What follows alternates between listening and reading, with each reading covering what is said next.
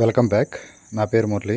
10th end year of ప్రజలు జాగ్రత్తగా ఉండాలి వరదలు వచ్చేటప్పుడు. ఎందుకంటే మనకి ఫస్ట్ వరదలు వచ్చే ముందే మనకి అక్కడ ఉన్న రెవెన్యూ డిపార్ట్మెంట్ నుంచి మనకి పోలీసుల ద్వారా కంపల్సరీ మనకి అనౌన్స్మెంటు వస్తుంది. ఆ ముందలే మనము మన ఇంటి పైన లేదంటే వేరే ఎత్తు ప్రదేశాలకు వెళ్ళడానికి ట్రై చేయాలి. చూడండి ఇక్కడ ఎంత ఫ్లోటింగ్ వాటర్ వస్తుంది. ఇంత కరెంట్ వాటర్లోట మనము మామూలు నార్మల్గా అయితే మనము వెళ్ళడం కష్టము. అందుగురించని బోటే చాలా కష్టంగా వెళ్తుంది. ఎందుకంటే కరెంట్ వాటర్లోట బోట్ వెళ్ళడానికి చాలా ఇబ్బందిగా ఉంటుంది. నెక్స్ట్ మధ్యన కరెంట్ స్తంభాలు ఇవన్నీ ఉంటాయి కాబట్టి మాకు కూడా చాలా ఇబ్బంది అనమాట. అందుగురించని ఫస్ట్ అనౌన్స్మెంట్ చేసేటప్పుడు మనం జాగ్రత్తగా ఎక్కడికైనా ఎత్తు ప్రదేశాలకు వెళ్ళడానికి ట్రై చేయాలి. లేదంటే ప్రమాదాలు జరిగే అవకాశం ఉంటుంది.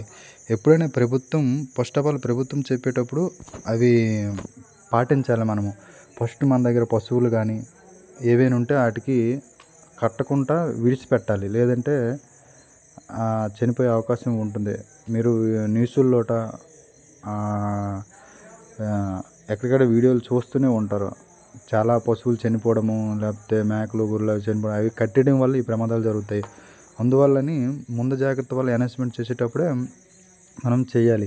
లేదు మేము వచ్చి చాలా విలేజ్లోట మేము చెప్తుంటాము, ఇట్లా చేయండి అమ్మా, అట్లా చేయండి అమ్మా. అట్లాంటప్పుడు కూడాను మాకు కొంచెం మాట విని చేస్తే ఈ ప్రమాదాలు ఏమీ జరగవు.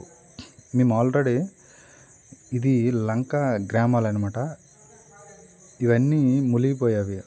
వీళ్ళు ముందు జాగ్రత్త నుండి చాలామంది అంటే ఊరు ఉంటుంది కానీ దూరంగా ఉంటాయి. కొన్ని ఇళ్ళు ఊరికి కొంచెం దూరంగా ఉంటాయి. అట్లాంటి వాళ్ళు ఎక్కువ మంది మేడల పైన ఏంటంటే ఉండిపోయారు. వాళ్ళు ఏంటంటే ఎక్కువగా వాటర్ పెరగడంతో భయభ్రాంతులు అయిపోయి అంటే భయంతో ఎప్పుడు కూడా ఫ్లోటింగ్ ఉన్నప్పుడు ఇంటి నుంచి బయటికి రాకండి.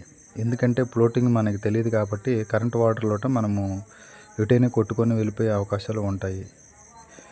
అచానక్ ఎక్కువ వాటర్ పెరిగేటప్పుడు ఎవరిదైనా సహాయం కోరండి. అట్లాంటప్పుడు ఎవరైనా వచ్చి మీకు సేవ్ చేస్తారు. ఒకసారి కాకపోతేనే ఒక 10 మినిట్ అరగంటలో వచ్చని సేవ్ చేస్తారు. ఎందుకంటే బిల్డింగ్లో అంత హైట్ వాటర్ రాదు కాబట్టి.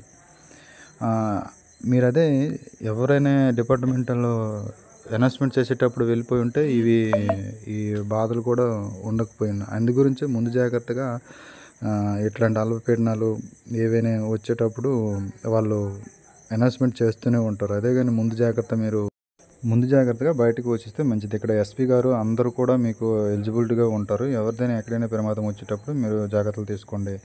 ఇట్లాంటి యూస్ఫుల్ వీడియోస్ కావాలంటే ప్లీజ్ సబ్స్క్రైబ్ చేయండి, లైక్ చేయండి. Thank you.